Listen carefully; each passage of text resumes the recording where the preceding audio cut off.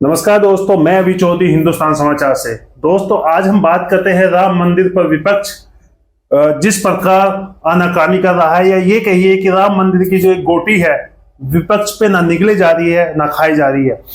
विपक्ष की राय पे हमारे साथ बात करने के लिए हैं राष्ट्रीय लोकदल के नेता सचिन तेवतिया जी। तेवतिया जी नमस्कार। जी नमस्कार, और सभी हिंदुस्तान समाचार के दर्शकों को मेरी तरफ से बहुत बहुत नमस्कार। सचिन जी, मोदी जी के आगे विपक्ष क्लीन बोल्ड। देखिए, ऐसा नहीं है। अगर आप मेरे को भी ये तीन सरकारी एजेंसियां और 2-4 न्यूज चैनल दे दोगे तो मैं भी अपने आगे कईयों को क्लीन बोल्ड कर सकता हूं। तो इसमें सरकार की अपनी कोई विशेष उपलब्धि नहीं है। सरकार की अगर विशेष उपलब्धि होती तो आज हमें सुनने में मिलता मोदी जी की रैलियों में कि हमने 2 करोड़ नौकरी का वादा पूरा कर दिया है। हमें मोदी जी की रैलियों में सुनने को मिलता कि भारत का रुपया आज डॉलर के सामने मजबूत हो रहा है। हमें सुनने को मिलता कि हमारा विदेशी कर्ज आज बिल्कुल खत्म हो चुका है। लेकिन हमें ऐसी कोई बातें ना सुन करके हमें सुनने को मिल रहा है। नहीं, आपको सुनने को नहीं मिला कि राम मंदिर बना दिया मोदी जी ने? देखिए, राम मंदिर सुप्रीम कोर्ट ने बना दिया। सुप्रीम कोर्ट की जजमेंट का कांग्रेस के टाइम में क्यों नहीं बना दिया? कांग्रेस तो आप जिस अलायंस के साथ आप जा रहे हैं इस बार इंडिया गठबंधन में, उस कांग्रेस ने कहा था ये ढकोसला है, ये मंदिर तो है ही नहीं, ऐसा कोई अस्तित्व ही नहीं है। नहीं, ऐसा वही कांग्रेस अब राम मंदिर के इन्विटेशन पे विरोध कर रही है, वो जा ही नहीं रही है। देखिए, राम आस्था का विषय हो सकता है, राम मोक्ष का विषय हो सकता है, राम राजनीति का विषय नहीं हो सकता।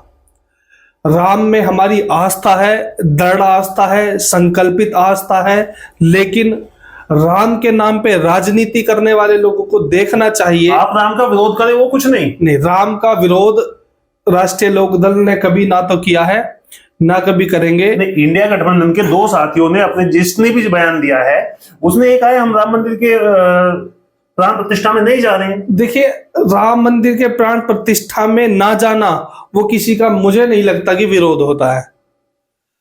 और सबसे पहली बात, आपको निमंत्रण मिला है? देखिए, जब मेरी शादी हुई थी तो मेरे घर परिवार के लोगों ने निमंत्रण बांटे थे।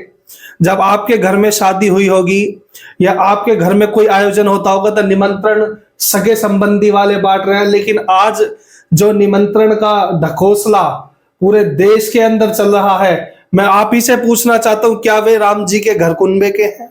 क्या वो राम जी के गांव से आते हैं? क्या वो सिर्फ और सिर्फ इसी राम का राजनीतिकरण करके, वो सिर्फ और सिर्फ भगवान राम का राजनीतिकरण करके देश की राजनीति में बने रहना चाहते हैं? और जनता भली भांति समझ रही है, हमारे सारे चारों शंकराचार्य पीठों ने इसका निष्कासन किया है। आपने कहा राम के परिवार वाले नहीं है जो निमंत्रण बांट रहे हैं। आपको पता है 40 साल से राम मंदिर पे ही भाजपा फोकस करती आई है, बनवाने के लिए प्रयास करती रही है। उन्होंने बनवाया तो वो उसके परिवार के राम मंदिर बनवाने पे फोकस नहीं करती आई है। राम मंदिर से हमारे चुनाव को कैसे बनाया जाए वो उस पे फोकस करती आई है। आप वो उसके साथ गठबंधन में है जिसने गोली चलवाई थी राम भक्तों पे। देखिए, आप अखिलेश जी की पार्टी के साथ हैं। देखिए, जब संविधान पे हमला होता है या कोई ऐसी घटना घटित होती है, उस वाक्य के लिए उस समय की सरकारें ने जो निर्णय लिया उसका जवाब वे देंगे। नहीं, लेकिन अलायंस के एक महत्वपूर्ण साथी समाजवादी पार्टी के स्वामी प्रसाद मौर्य कहते हैं कि गोली जो चलाएगी वो सही चलाएगी। देखिए, वो स्वामी प्रसाद मौर्य का और उनकी पार्टी का निजी बयान हो सकता है। और राष्ट्रीय लोकदल इस स्टैंड पे कहां पर क्या सोचती है? देखिए, राष्ट्रीय लोकदल का जो सबसे पहला मुद्दा होता है वो किसानों की राजनीति होता है। किसानों की आय बढ़ाने को लेकर के होता है, एमएसपी को लेकर के होता है, और किसान की जिंदगी में कैसे खुशहाली आए और किसान के जीवन को कैसे बदलाव करके उसे और बिजनेसमैन की तरह कैसे स्थापित करा जाए। भारतीय राष्ट्रीय लोकदल इसके लिए पूरी तरह से मुस्तैद रही है और हमारा मुद्दा सिर्फ और सिर्फ किसानों की हितैषी होना है। मैं इसमें किसी व्यक्ति विशेष को चोर नहीं कह रहा हूं। मैं सिर्फ ये कहना चाहता हूं कि जब जिस गठबंधन के साथ आप जा रहे हैं उसके कुछ साथियों ने विरोध किया है, तो वो विरोध क्या राष्ट्रीय लोकदल का विरोध नहीं है? देखिए, राष्ट्रीय लोकदल पूरे देश में चुनाव नहीं लड़ती है। और तो चोर के साथी तो आप भी हुए ना। देखिए, राजनीति में ऐसा नहीं है। गठबंधन के और जो अन्य दल हैं वहां पे अपनी मांगे रखी जाती हैं, मीटिंग के अंदर सब चीजें 1 to 1 डिस्कस होती हैं, उसके बाद निर्णय लिया जाता है कि कौन किस सीट से चुनाव लड़ेगा। हर सीट का मुद्दा अलग होता है, हर सीट पे पहचान अलग होती है, हर सीट पे समीकरण अलग होते हैं। चलिए, मेरा आपसे सीधा सवाल है, क्या राम मंदिर जयंत चौधरी जी जाते हैं? देखिए, मुझे जयंत भाई का शेड्यूल नहीं पता है, 22 जनवरी को उनका क्या शेड्यूल है, और अगर उनके शेड्यूल में फ्री होना होगा तो वो जाएंगे, और अगर उनका कोई पहले से प्रोग्राम लगा हुआ होगा तो वो अपने प्रोग्राम को अटेंड करेंगे। आपको या कार्यकर्ताओं को कोई स्पष्ट नहीं दिशा निर्देश दिया गया लोगों हमें राम भक्त होने के लिए राम मंदिर में जाना, राम भक्त होना कैसे तय माना जाएगा?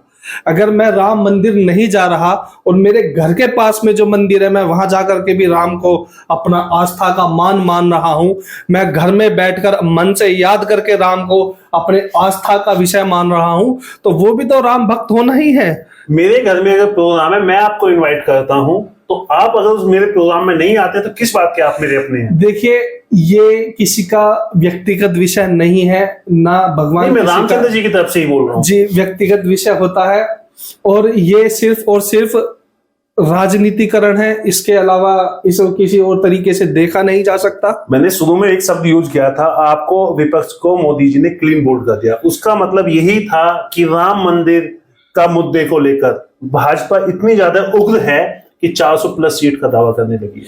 देखिए, दावा करना और धरातल पे उसको लाना, दोनों में बहुत बड़ा अंतर होता है।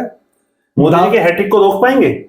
बिल्कुल, पूरा प्रयास करेगा, और इस बार जो बदलाव की बयार देश के लोगों के अंदर है, राष्ट्रीय मुद्दों में जिस तरह से ये सरकार पूरी तरह से विफल रही है वो लोगों के जहन में है, और इस बार मोदी का विजय रथ रोकने के लिए गठबंधन पूरी तरह से मुस्तैद है, और इस बार परिवर्तन देखने को 2024 में सभी लोगों को मिलेगा। जिस प्रकार अभी 3 राज्यों में देखा लोगों ने।